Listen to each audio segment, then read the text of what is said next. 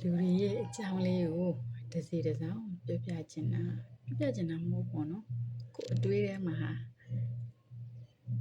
ကိုယ့်ရဲ့အတိထဲမှာဝင်လာတဲ့ဟာလေးကိုပြောပြချင်တာပေါ့နော်ကိုယ်ရဲ့အတိုင်းဝိုင်းမှာပဲပေါ့သူကလူတစ်ယောက်ကတူသီတော့တာ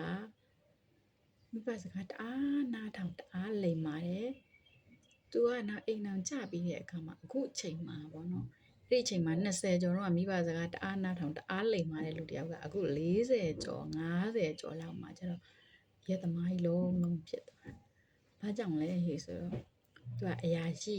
ပညာတတ်ပတ်စံကိုရှာနိုင်တဲ့အခါကျတော့မအေးရလဲမစိုးမိုးနိုင်တော့ဘူးเนาะမိန်းမကလည်းအဲ့လိုမျိုးပေါ့အဲ့လိုပြောမလဲဆိုမိဘအုပ်ထိန်မှုညံ့တာလားမိန်းမအုပ်ထိန်မှုညံ့တာလားဟေ့ဆိုတော့အဲ့ဒါတွေမဟုတ်ဘူးเนาะအဓိကကတော့သူနဲ့ပဲဆိုင်တယ်သူရဲ့ညံ့ဖြစ်မှုပဲပေါ့နော်